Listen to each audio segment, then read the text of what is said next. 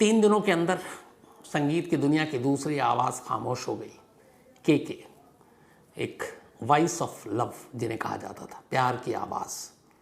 और मैं खुद के का बहुत बड़ा फ़ैन, ख़ासतौर पर एक गाना जो हम दिल जो चुके सनम की फिल्म जो थी, सलमान खान और अजय देवगन, ऐश्वर्या राय, तड़प तड़प कर, वो गाना जब भी कोई भी सुने तो इमोशनल हो जाता है। मुझे याद है, चाहे वो कितने भी रियलिटी शो हों या बाकी कोई और सिंगिंग कंपटीशन हो, जो भी सिंगर इस गाने को गाता था उस पर सबसे ज़्यादा उसको दाद मिला करती थी। तो के उनकी आत्मा को शांति दे ऊपर वाला। के की मौत की खबर सुबह सुबह आई, हालांकि देर रात ही आ चुकी थी। तो बहुत सारे लोगों ने मेल लिखा है। मैं के की पूरी कहानी आपको भी आज सुनाऊंगा आखिर में, और बताऊंगा उनके बारे में जो भी जानकारियां हैं मेरे पास, और क्या कुछ हुआ कोलकाता में उस कंसर्ट में, जिसमें करीब 20 गाना उन्होंने गाए और 20 गाने के बाद अचानक उनकी तबीयत बिगड़ी। और अभी हालांकि पोस्टमार्टम रिपोर्ट आई है और उसमें ये कहा जा रहा है कि इसमें कोई फॉल प्ले नहीं है, ये अननेचुरल डेथ नहीं है। तो अभी तक दिल के दौरे की बात आ रही है। हालांकि कोलकाता पुलिस ने एक असामान्य मौत यानी अननेचुरल डेथ का मामला दर्ज किया है। ऐसे मामलों में कई बार कर लेती है पुलिस। तो पूरी डिटेल में आपको बताऊंगा। उससे पहले आज आपको ये बताऊं कि जो सिद्धू मूसेवाला के कत्ल की कहानी है और जिस तरीके से वो सारी चीज़ें हुई, उनमें बहुत सारी चीज़ें अब क्लियर हो गई। मानसा के एसएसपी और बाकी लोगों के ज़रिए ये सब कुछ कैसे हुआ, कब से साजिश रची गई, क्यों साजिश रची गई। इस कत्ल को पहले अप्रैल में अंजाम देना था, फिर मई में, लेकिन अप्रैल से पहले भी कोशिश हुई थी। पंजाब में चुनाव था। तो सारी चीज़ें, और ये एक इत्तेफाक से अचानक कत्ल हुआ जिस दिन ये हुआ, यानी कि 29 मई को, उस दिन होना नहीं था। लेकिन कुछ ऐसी चीज़ें हुई कि अचानक जो शूटर थे वो भी हैरान हो गए। तो ये सारी कहानी आपके सामने है। सिद्धू मूसेवाला के कत्ल की जो स्क्रिप्ट है, असल में वो अगस्त 2021 में ही लिखी गई थी। अगस्त के महीने 2021 में पंजाब के मोहाली में एक लॉरेंस बिश्नोई का करीबी और अकाली नेता, इनका नाम विक्की मिद्दू खेड़ा, विक्की मिद्दू खेड़ा की मोहाली में सरेआम गोली मारकर हत्या कर दी गई। पुलिस इसके बाद जांच करती रही। ये कत्ल शायद 7 अगस्त 2021 को हुआ।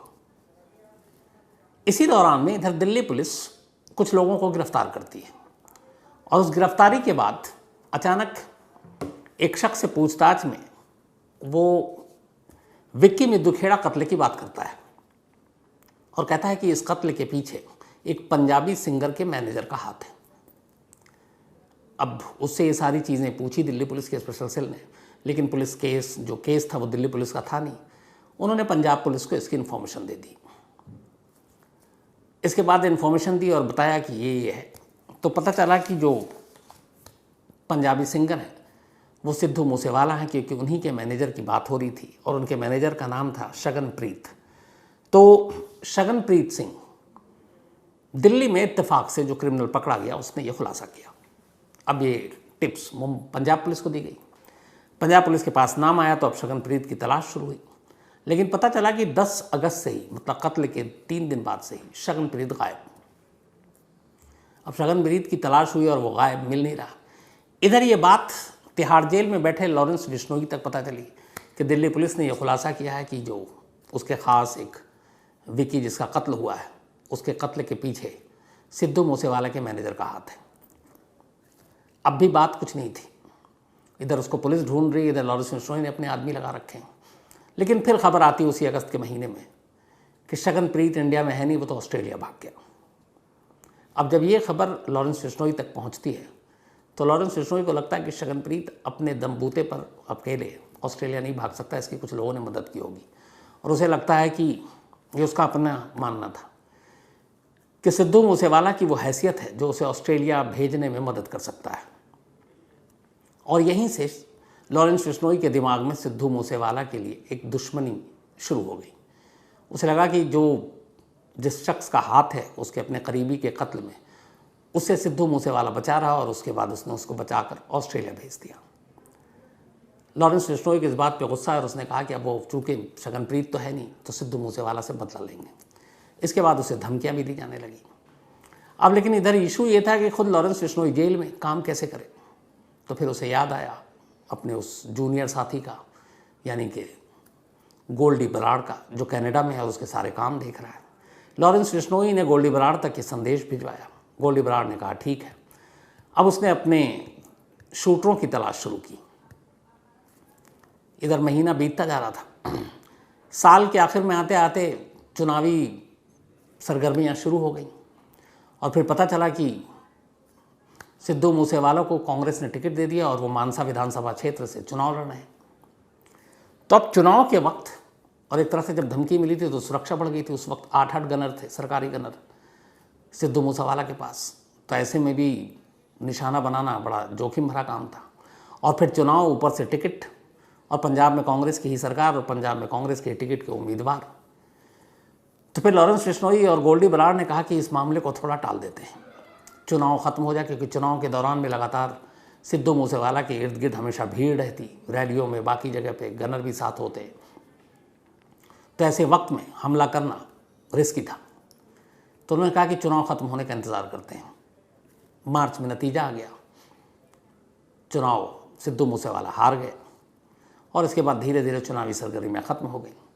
तो जब मार्च में ये सब कुछ ख़त्म हो गया तो अप्रैल फर्स्ट वीक में गोल्डी बराड़ ने शाहरुख नाम के एक लड़के को सुपारी दी। अब ये शाहरुख दिल्ली का एक गैंगस्टर है, जेल आना जाना रहता है, नौजवान है, जुर्म की दुनिया में बड़ा नाम कमाना चाहता है, इसलिए बड़े बड़े गैंगस्टर के साथ दोस्ती उसे अच्छी लगती है। इसी दोस्ती के चक्कर में लॉरेंस बिश्नोई के भी वो करीबी रहा और कई बार लॉरेंस बिश्नोई के लिए उसने कुछ काम भी किए। तो गोल्डी बराड़ ने लॉरेंस बिश्नोई के कहने पर शाहरुख को ये सुपारी दी और कहा कि तुम सिद्धू मूसेवाला को तुम्हें मारना है।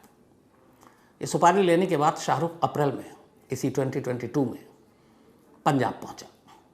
वो मानसा गया। एक तो शाहरुख को जानता नहीं, मतलब अननोन वहाँ के लिए।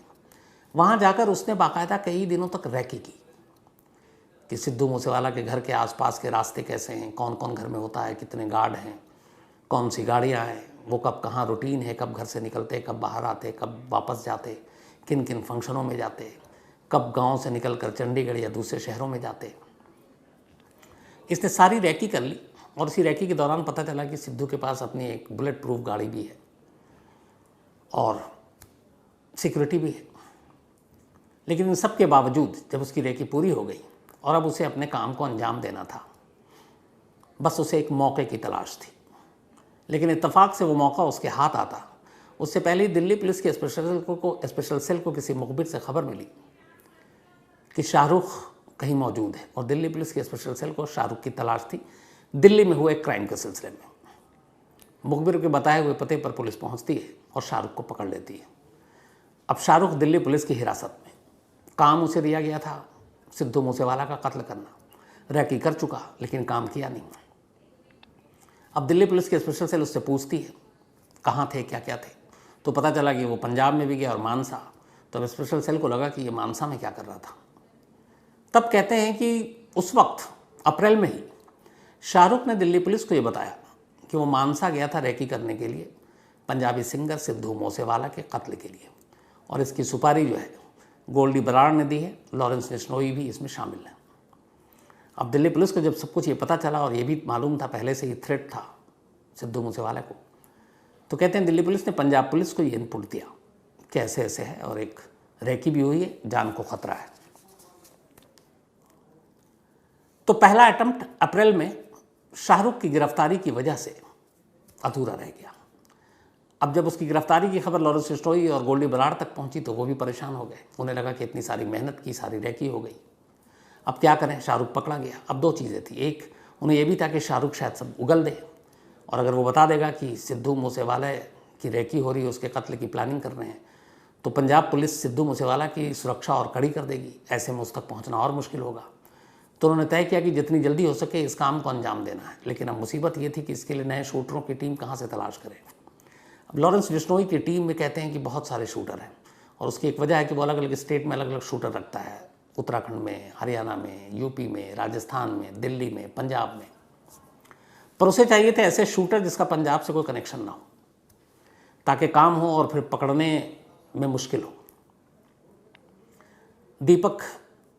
गोल्डी बराड़ अपनी इस तलाश में लगा रहा और आखिरकार कहते हैं 6 से 7 शूटर की इसने निशानदेही की और उन्हें ये काम सौंपने की जिम्मेदारी उठाई। अलग अलग जेल में बंद जो गैंग सरगना थे उनके ज़रिए उन शूटरों तक पहुंचा। कनाडा में बैठकर ही सारा कंट्रोल किया और फिर 6 से 7 शूटर की एक टीम बनाई और उन्हें कहा कि तुम्हें एक काम को अंजाम देना है। शूटरों का काम सिर्फ गोली मारना था। इसके अलावा एक दूसरी टीम बनाई गई। उन दूसरी टीम का काम था कि पंजाब में और उस मानसा में इन शूटरों की टीम को गाड़ी मुहैया कराना जिस पे ये हमला करेंगे, जिसमें ये भागेंगे। और एक तीसरी टीम थी जिसको ये काम सौंपा गया कि तुम इन शूटरों को पंजाब में हथियार मुहैया कराओगे, क्योंकि हथियार लेकर चलना, ट्रैवल करना रिस्की था। कहीं तलाशी में, चेकिंग पे, कहीं नाके पे पकड़े न जाए, तो वहीं मौके पे ही उनको हथियार सप्लाई किया जाना था। तो 3 अलग अलग टीमों को ये काम बांटे गए।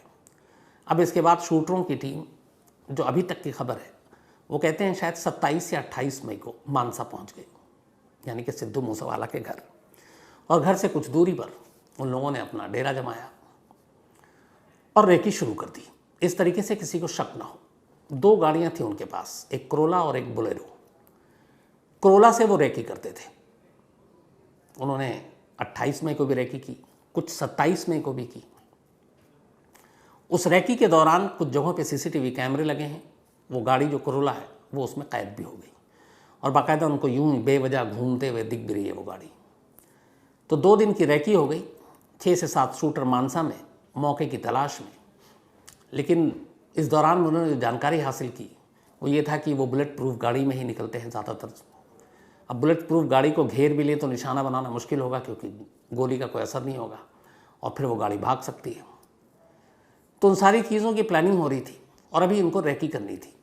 जो सारी चीज़ें सामने आ रही उसके हिसाब से शायद 29 मई भी तारीख फिक्स नहीं थी मौत की, वो भी शायद उस दिन भी रेकी ही होनी थी। लेकिन अजीब अजीब इत्तफाक हुए 29 मई को, बल्कि 28 की शाम से ही शुरू हो गए। सबसे पहले शाम को 28 तारीख को पंजाब पुलिस की तरफ से एक ऑर्डर पास हुआ कि पंजाब के जो बहुत सारे वीवीआईपी हैं, सरकार का बर्डन कम करने, खर्चा कम करने के लिए उनकी सुरक्षा हटा दी जाएगी या कम कर दी जाएगी। ऐसे बहुत से लोगों की सुरक्षा कम कर दी गई, हटा दी गई। उनमें से एक नाम सिद्धू मूसेवाला का। सिद्धू मूसेवाला के पास तब 8 सरकारी गनर हुआ करते थे। 8 में से 2 हटा दिए गए, अब बचे 2, बल्कि 6। अब संडे का दिन 29 मई, गांव में उधर मानसा में वो शूटर इंतज़ार में है, रेकी कर रहे हैं। संडे की शाम को सिद्धू मूसेवाला को अपने एक रिश्तेदार को देखने अपने घर से करीब 12 किलोमीटर दूरी पर एक गांव में जाना था। साथ में उनके एक कज़न और एक पड़ोसी को भी जाना था। तो ये तीनों लोगों को निकलना था। अब संडे की सुबह ही 2 जो सरकारी गनर हैं वो तो वापस ले लिए गए, क्योंकि सुरक्षा कम हो गई थी। बचे 6 नहीं, बल्कि 6 थे, उनमें से 2 हटा दिए गए, तो अब बचे 4। 2 को कुछ अलग अलग फंक्शन थे सरकारी और कुछ मंदिर और गुरुद्वारे में, तो वहाँ पे उनकी ड्यूटी लगा दी गई उस दिन के लिए कि आप जाइए और उस दिन आप 2 लोग वहाँ ड्यूटी लगाइए। तो 6 में से 4 हट गए, मैं 8 मैंने गलत बोला था। उसके बाद अब बचे 2 सरकारी गनर सिद्धू मूसेवाला के घर पर मौजूद। शाम 4:30 बजे कज़न और पड़ोसी इनके साथ सिद्धू मूसेवाला तैयार होकर बाहर आए और बैठना है बुलेट प्रूफ गाड़ी में। लेकिन बुलेट प्रूफ गाड़ी में बैठते उससे पहले ही जो उनके साथ उनके कज़न थे, उन्होंने अचानक कहा, उनका बयान आया, वो भी गोली में घायल हुए, कि गाड़ी के पास पहुंचकर कहा कि नहीं यार, आज हम बुलेट प्रूफ से नहीं चलते हैं, आज हम थार से चलते हैं जो कुछ दिन पहले खरीदी थी। पास में ही जाना है, जल्दी लौट आएंगे, कोई इशू है नहीं। दोनों गनर साथ में खड़े हुए हैं। सिद्धू ड्राइविंग सीट पर बैठ गए थार में, उनका कज़न आगे और पड़ोसी पीछे। दोनों अब जो सरकारी गनर थे वो भी थार की तरफ बढ़े बैठने के लिए। सिद्धू ने अचानक उनसे कहा कि आप यहीं रुक जाइए, आप मत आइए साथ, हम बस यूं गए और आए, थोड़ी दूर की बात है। और ये कहकर उन दोनों सरकारी गनर को रोक दिया। रोकने के बाद अब सिद्धू उन दोनों के साथ थार गाड़ी स्टार्ट करके निकल गए। अब इधर रैकी हो रही है शूटरों की, 2 दिन से डेरा जमाए हुए हैं, तो आसपास में भी है जो मैसेज पास करते हैं। अब उन्होंने अचानक देखा कि एक थार निकली सिद्धू मूसेवाला के घर से और उसमें 3 लोग हैं, और उसने ये भी देखा कि ड्राइविंग सीट पे खुद सिद्धू मूसेवाला। तो वो भी बड़ा हैरान, और उसने देखा कि कोई गनर नहीं है, बुलेट प्रूफ गाड़ी नहीं है।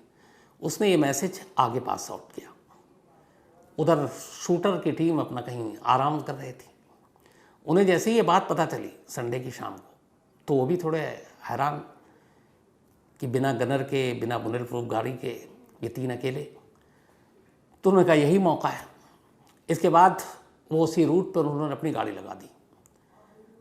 करीब 8 किलोमीटर दूर सिद्धू मूसेवाला के घर से एक गांव पड़ता है जवाहर के, वहाँ पे जैसे ही ये गाड़ी पहुँची, शूटर पहले से इंतज़ार कर रहे थे क्योंकि उसे मैसेज सिद्धू मूसेवाला के घर से निकलते ही किसी एक ने दे दिया था। उसके बाद बोलेरो जो है वो थार के आगे आ जाती है, करोला साइड से आती है, गाड़ी रुकती है। सिद्धू को तब तक कुछ समझ में आता है, लेकिन इससे पहले कि कुछ समझ में आए वो बोलेरो की तरफ देख रहे हैं। दूसरी गाड़ी जो करोला है उससे अंधाधुंध गोलियां चलनी शुरू हो जाती हैं। जो उनके साथ कज़न है चश्मदीद, उनका बयान है कि जब गोलियां चली तो डैशबोर्ड में सिद्धू की सरकारी पिस्टल पड़ी हुई थी। सिद्धू ने वो सरकारी पिस्टल उठाई और बाकायदा 2 फायर भी किए, 2 गोलियां चलाई, लेकिन इधर सामने से दोनों तरफ से राइफलों से गोलियां उगल रही थी। तो एक तरफ राइफल और एक तरफ पिस्टल, कोई मुकाबला नहीं, और इधर एक पिस्टल और उधर 6-7 अंधाधुंध गोलियां चली। 2 फायर के बाद ही, उससे पहले ही गोली लग चुकी थी। सिद्धू कुछ ही देर में अपनी ड्राइविंग सीट पर ही लुढ़क गए, और वो सब गोलियां भी इस तरीके से चला रहे थे कि निशाने पर सिर्फ सिद्धू। कहते हैं कि करीब 1.5 से 2 मिनट तक गोलियां चलाने के बाद जब थार से कोई हलचल नहीं हुई तो उनमें से 1-2 शूटर करीब आया, थार का दरवाज़ा खोला, ड्राइविंग सीट पर बेसुध पड़े सिद्धू को देखा, टटोला, नब्ज़ देखी, और उसे यकीन हो गया कि काम हो गया। दरवाज़ा बंद किया। उसके बाद दोनों गाड़ियों में वहाँ से हमलावर निकलते हैं। थोड़ी दूर जाते हैं तो अचानक कोई शख्स अपनी ऑल्टो कार से वहाँ से गुजर रहा था। इन्होंने उसके आगे भी अपनी गाड़ी रोकी, गन पॉइंट पे उनको गाड़ी से बाहर निकाला, ऑल्टो वाले को, और उसके अंदर ये शूटर बैठ गए, करीब 3 से 4, और अपनी वो करोला कार वहीं सड़क किनारे छोड़ दी। तो कुछ शूटर बोलेरो में भागे और कुछ उस ऑल्टो में, और वहाँ से निकल गए। जो बाकी दोनों थे वो ज़ख्मी थे, गोली लगी थी, लेकिन उनके जान को कोई ख़तरा नहीं और ठीक ठाक हैं। उन्हीं में से एक ने यह बयान भी दिया है। तो कुल मिलाकर इस तरीके से इस पूरे कत्ल को अंजाम दिया गया। अब यहाँ पे सवाल ये है, जो पुलिस तफ्तीश कर रही है, वो ये कि 4:30 तक बुलेट प्रूफ से जाना तय था, दोनों सरकारी गनर का जाना तय था। ऐसा क्या हुआ कि सिद्धू ने बुलेट प्रूफ की जगह थार में बैठने के लिए कहा और सरकारी गनर को भी छोड़ा? क्या कोई इनसाइडर था, और क्या जो रैकी हो रही थी घर के आसपास में कोई और भी ऐसा था जो सिद्धू का भी जानने वाला था और मिला हुआ था और उसने ये सब कुछ पास आउट किया? लेकिन उससे भी बड़ी चीज़ यही है कि जब ख़तरा है, सब कुछ है, और सिद्धू अमूमन बुलेट प्रूफ गाड़ी के बिना कभी बाहर नहीं निकलते, उस शाम भी निकलना था, लेकिन ऐन वक्त पे वो गाड़ी छोड़ दी और एक जो हाल में ख़रीदी थी थार, उसमें वो क्यों गए? इन सवालों के जवाब पुलिस अपनी इस इन्वेस्टिगेशन में तलाश करने की कोशिश कर रही है। तो ये थी एक पूरी साजिश की कहानी, और इस कहानी से ये पता चलता है कि काम अप्रैल में होना था, शाहरुख पकड़ा गया इसलिए नहीं हो पाया। इससे पहले भी साजिश की तैयारी हो चुकी थी, लेकिन चुनाव ने इन चीज़ों को टाल दिया और सिद्धू खुद चुनाव लड़ रहे थे, तो इसलिए भी जो शूटर थे वो पीछे हटे। उन्होंने कहा एक बार मामला शांत हो जाए। फिर सिद्धू चुनाव हार गए, चुनावी गहमागहमी ख़त्म हो गई। 13-14 कितने मार्च को नतीजा भी आ गया।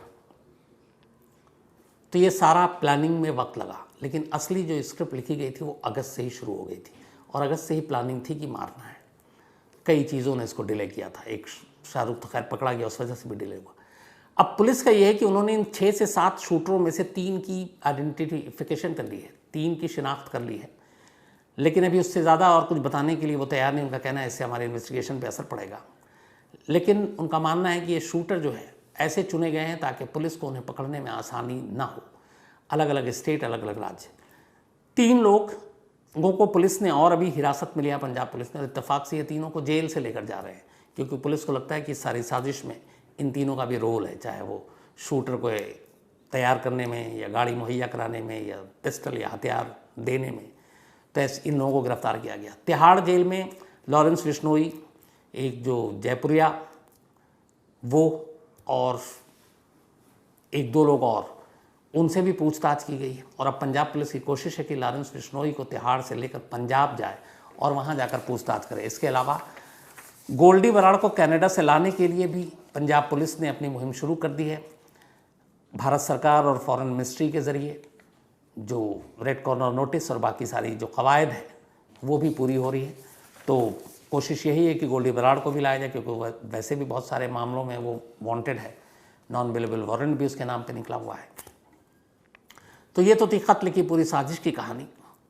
अब बात 3 दिन के अंदर एक दूसरी आवाज़ जो खामोश हो गई, के कृष्ण कुमार कुन्नत, एक 53 साल की सिर्फ उम्र, 1968 की पैदाइश है। दिल्ली में जन्म हुआ, एक केरलाइट फैमिली के से बिलोंग करते हैं कृष्ण कुमार, और दिल्ली में ही पढ़ाई लिखाई की, दिल्ली में ही रहे। जिंगल्स इन्होंने बहुत सारे गाए, बचपन से गाने का शौक़ था। और स्कूल के ज़माने से ही एक लड़की जिससे ये प्यार करते थे, और कहते हैं कि उससे शादी करने के लिए लड़की के घर वालों ने ये शर्त रखी थी कि पहले तुम कमाओ। तो दिल्ली में कुछ वक्त तक इन्होंने एक सेल्समैन का भी काम किया, हालांकि 3 ही महीने किया, लेकिन ये सिर्फ ये घर वालों को लड़की के इम्प्रेस करने के लिए। फिर इन दोनों की शादी भी हुई, 2 बच्चे हैं। मल्टी टैलेंटेड कृष्ण कुमार कुन्नत, हालांकि फिल्म इंडस्ट्री में के नाम से मशहूर। कोलकाता में 2 कंसर्ट थे इनके, 2 अलग अलग कॉलेजों के। एक ऑलरेडी इनका हो चुका था संडे को, और एक था कल। और ये जो कंसर्ट था, इसी में ये हिस्सा लेने के लिए गए थे। ये गुरदास कॉलेज का ये कंसर्ट था। इसमें स्टूडेंट शामिल होने थे, इसमें कोई टिकट नहीं थी, पास के ज़रिए लोगों को इनवाइट किया गया था। जिस नजरुल मंच, नजरुल थिएटर कहें या नजरुल स्टेज, इसी कॉलेज का पार्ट था जहाँ पे ये कंसर्ट होना था, उसकी कैपेसिटी है 2700 लोग बैठ सकते हैं। उसी हिसाब से पास बांटे गए। लेकिन नामालूम कहाँ से कल रात इस 2700 की सीट वाली इस नजरुल मंच पर, उस ऑडिटोरियम में जो इंडोर था, करीब 7000 लोग थे, 7000, तो 3 गुना करीब। अब एक आउटडोर और एक इंडोर होता है। आउटडोर में आप परफॉर्म करते हैं इस तरह से, आर्टिस्ट लोग तमाम, खुला है, खुली हवा है। ये इंडोर, और कहते हैं कि एसी काम नहीं कर रहा था। और इससे पहले भी एक और जो कंसर्ट किया, उसमें भी खुद के ने एसी न चलने की शिकायत की थी। एक तो एसी न चलना, इंडोर, ऊपर से कलकत्ता की उमस भरी गर्मी, और कैपेसिटी से ज़्यादा भीड़। फिर आप जब आर्टिस्ट परफॉर्म करता है तो वो अपने पूरे जी जान से करता है। और एक सिंगर जब गाता है तो ये नहीं कि आपको एक गाने के बाद आप आधा घंटा रेस्ट करते हैं, आपको लगातार आपके चाहने वालों की फरमाइश पे गाने सुनाने पड़ते हैं। एक तस्वीर आई है उनके गानों की लिस्ट की भी कल, जो उन्होंने परफॉर्म किया, तो उसमें 20 गाने उन्होंने खुद लिखे थे अपने हाथ से, जो गाने थे, और उन्होंने सारे गाने गाए। लेकिन बीच बीच में उन्होंने गर्मी की शिकायत की, तभी से उनकी थोड़ी सी तबीयत भी बिगड़नी शुरू हुई। और इसके बाद जब ये ख़त्म हुआ तब उनकी तबीयत थोड़ी ख़राब होने लगी, और उन्होंने कहा कि मुझे जाना है, मुझे सीने में दर्द हो रहा है। फिर उनको लेकर वहाँ से निकला गया, लेकिन तब भी ऐसा कुछ बात नहीं थी। फिर ये हुआ कि चलो हॉस्पिटल में दिखा लेते हैं। लेकिन जब वो हॉस्पिटल पहुँचे, तब तक हॉस्पिटल पहुँचने से पहले एक तरह से बेसुध बेहोश हो चुके थे। जब उन्हें डॉक्टरों ने देखा तो डॉक्टरों ने ब्रॉड डेथ डिक्लेयर किया, कहा कि ये इनकी मौत हो चुकी है। अब ये खबर जो है तब किसी बम के गिरने जैसा था। एक ऐसा शख्स जो अभी इतने लाइव ऑडियंस के सामने लाइव परफॉर्म कर रहा है, पूरे जोश खरोश के साथ, पूरे सुर ताल के साथ गाने गा रहा है, उसकी अचानक इस तरह से मौत, ना कोई तबीयत ख़राब, ना बीमारी। उनके जो कुलीग, जो बाकी सिंगर, उन्होंने कहा कि वो ग्रीन रूम में आए तो सबसे हंसकर बात कर रहे थे। लगातार उन्होंने हर एक से नॉर्मल से बात किया, एकदम जैसे उनका मूड है वैसे ही रहे, स्टेज पे वैसे ही खुश, पब्लिक की डिमांड भी पूरी कर रहे हैं, और वही जोश, वही एनर्जी। और अचानक ये सब कुछ कैसे हुआ, कोई यकीन करने को तैयार नहीं। तो खैर बाद में हॉस्पिटल उनके परिवार वाले पहुँचे, पोस्टमार्टम हुआ है, और अभी कुछ देर पहले पोस्टमार्टम की शुरुआती रिपोर्ट आई है।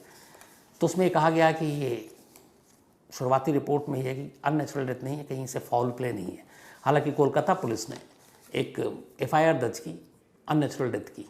उसकी वजह है कि कुछ लोगों ने कहा कि उनके चेहरे पे और पेशानी पे कहीं कुछ चोट के निशान पाए गए हैं।